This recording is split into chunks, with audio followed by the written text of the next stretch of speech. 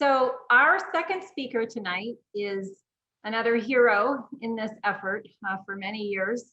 His name is Dr. Russell Witte, and Russ is a PhD and professor of medical imaging at the University of Arizona in Tucson. He's also the founder and CEO of Electrosonics.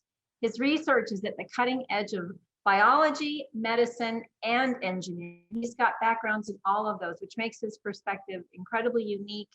And there are not many people who can offer what Russ can. He's got over 200 publications, 12 patents, and 20 years of experience working with ultrasound, microwave, and optical imaging technology for medical and defense research. So Russ is going to talk to us about the very real health effects, which a lot of people don't even understand are legitimate. So he's got phenomenal information. He's also got other presentations on YouTube. But for right now, he's going to give us sort of a condensed version. So Russ, you want to take it away? All right, this is my 10-minute version.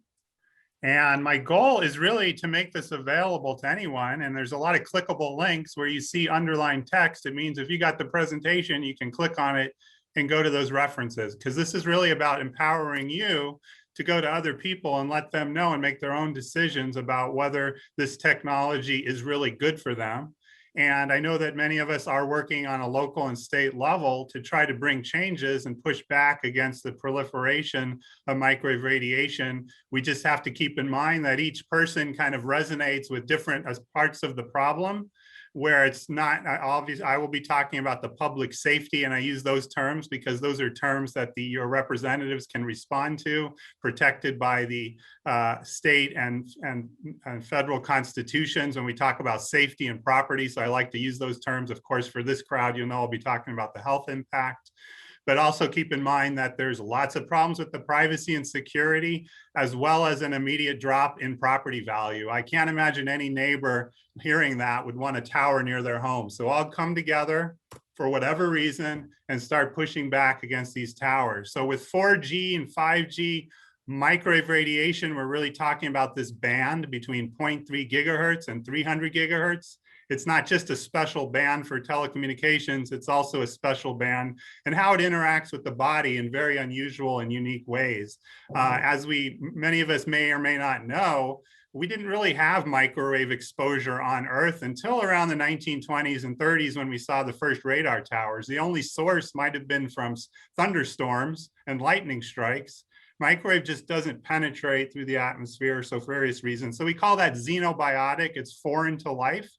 And we've seen dramatic increases, obviously, since that time.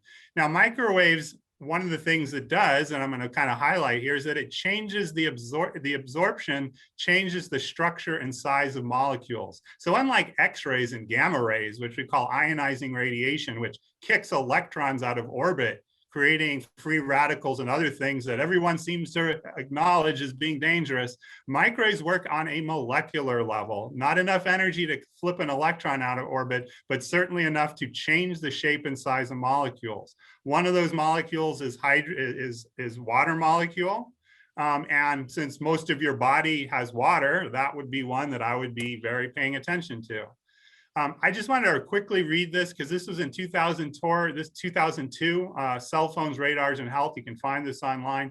But this quote from Raymond Kasevich really holds true today. We just haven't taken advantage of the advice, but we really want to continue to promote this, and we can add the state level here. So I'm going to quickly read this. That 1.5-page article goes into a lot of the mechanisms that I'm going to describe here in just a couple minutes. But this is really the conclusion from that editorial in the top organization for electrical engineers, IEEE, published in the Spectrum. We must revise our safety standards and set conservative new ones using all the available results and information, not just the data that fits previously held assumptions. The telecom industry, which is in deep denial, needs to face reality. Professional groups such as the IEEE Standards Association must work with the US government and international agencies to ensure that studies of long-term, low-level, non-thermal bioeffects are put in place. The US Congress needs to recognize the urgency of these studies and not just defer to the telecom industry when creating or modifying legislation. So now think about 20 years since that statement was published, and what have we done? Now it's time to make everyone aware of what's going on, not just those organizations. So microwave radiation affects living systems at all scales. There's been no environmental factor that's been more studied than the effects of microwave radiation in the body. We've got a database of over 20,000 peer-reviewed and government studies. And again, I encourage you to open up a few of these and just read them, going back to at least 1927. So what we do know is that cells are especially sensitive to the intensity and pulsation of the microwaves, not just intensity, but the pulsation and modulation, and that's not recognized by the FCC and our regulation agencies as being a deterrent. In addition, its dose dependency to microwave exposure is also not acknowledged. So 30 minutes of exposure and 5 years of exposure, according to the FCC and the FDA, is essentially no different. But the peer-reviewed literature tells us something very different. I just like to highlight this. Some of you may have this, but these are just some of my favorite studies, just to tell you that just about every government agency has had extremely important publications over the last, say, 75 years. Every branch of the military, CIA, NASA, EPA, one of my favorite articles with 300 papers in 1984 before they were defunded and lost all their microwave experts. Go down the list, open these, read some of these, and you'll have no doubt about whether or not microwave 4G, 5G technology is safe or not. Just to be clear that it's not just humans as I go into this for the next 5 minutes, but all forms of life are affected by microwaves down to the microbes, the parasites, the bacteria, of course, plants, and insects in particular. Because of their large amount of surface area to volume, they seem to be extra sensitive to the absorption of the microwaves. But one of the myths I want to shatter so nobody takes this home and thinks that microwaves can only damage tissue from heat, which is what the FCC and the FDA primarily looks at. In fact, we've got plenty of evidence that microwaves can do a lot more than that, including opening the blood-brain barrier, many papers and mechanisms that go into explaining to how that may be. And when you open the blood-brain barrier, make the brain leaky, other things can get in, including metals and other foreign material, viruses, et cetera. One of the imaging techniques I do is called thermoacoustic imaging, which uses sound generated, ultrasound generated from pulsed microwaves to make images of the body. So microwaves absolutely not only can generate sound, but that can be heard at fairly low levels, certainly well within FCC guidelines. You can hear the pulsation. Some people can do better. Those psychophysical studies were done back in around 1960 and many times since then to look at how sensitive you are to a microwave on the side of the head, a transparent energy that you can hear. And then the third thing I'm just noting here is the fact that particles, we've known this since 1927, when radiated with microwaves, kind of charge up and it makes them stick together, and that's called the Pearl effect. Now, when this is applied to red blood cells, which also kind of follow the same thing, we know that is Rouleau syndrome, which is a disease, or it certainly can cause a limit to oxygen being delivered to the tissue. And it can also change the shape of blood. So probably not a good idea when it comes to health. Many people have looked at this and are looking at that. That's something that we need to do more and kind of real-time testing on those effects. But the things that I'm highlighting here are just other things that have been acknowledged, including, most importantly, the deformation of molecules like DNA, disrupting biocommunication, inaudible noise, we call that. In the neighborhoods, you might not hear it, but it can also affect your body. It can cause a stress response and a hormone release, which can be directly measured in the blood, such as insulin or cortisol. It's an immune suppressor, and it can certainly affect EEG signals. Very, very low powers of microwaves can have an effect on your EEG brain signals, as well as human behavior.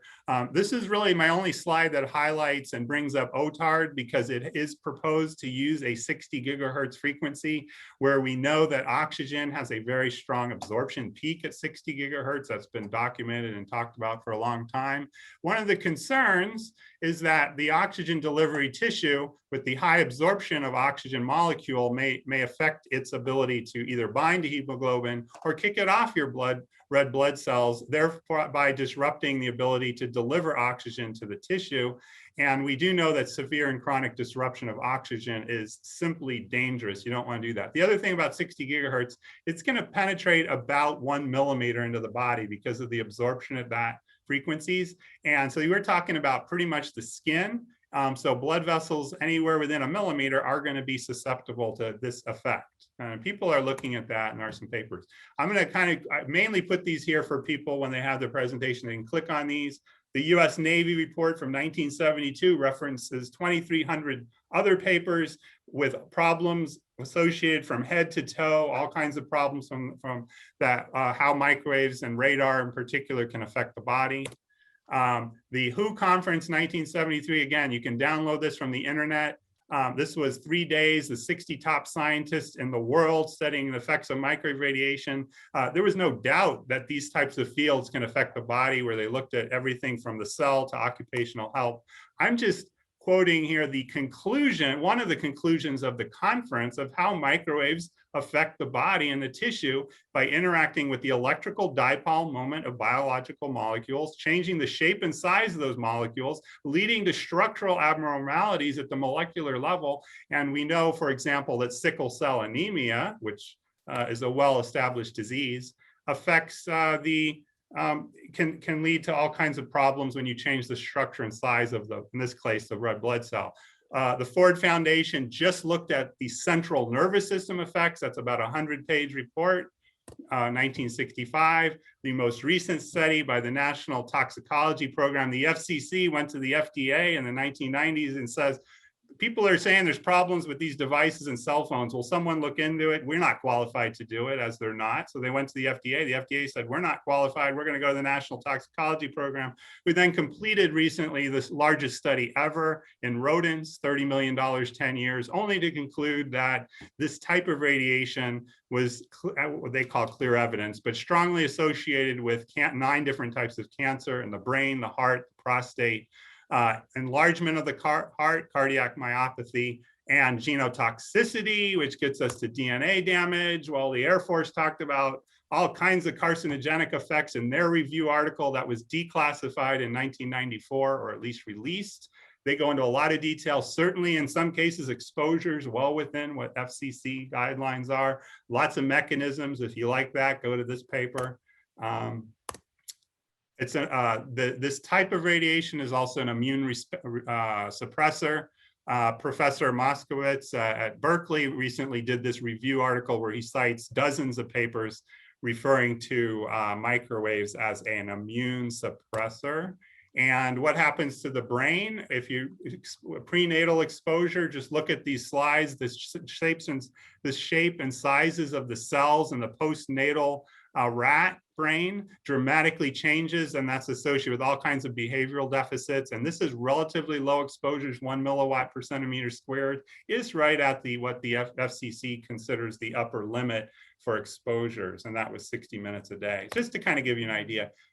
Distance from a cell tower, so many epidemiologic studies. So if someone says, oh, they've studied this, that's simply not true. There are many studies in many different countries that have reported either cell phone or cell tower proximity and all kinds of behavioral effects, symptoms, as well as changes in the blood.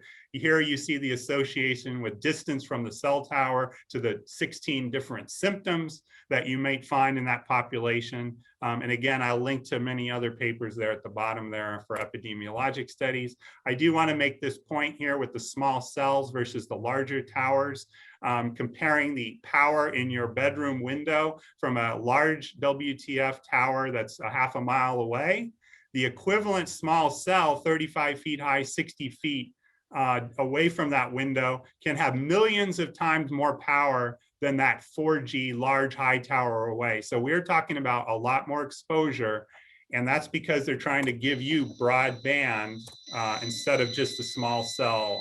5 bars and cell phone. And yes, you can hear it if you've got one of the portable meters. You can then start to hear the pulsations. So what's the impact of having too much power? If we could just keep things, and many of us on the local level, state level, we're just trying to enforce personal wireless services just to provide that for now. That would be the limit if we could just keep it at that. As you increase the limit going down this list towards the FCC maximum permissible exposure, meaning you want to provide broadband, which is a choice, it's not a law.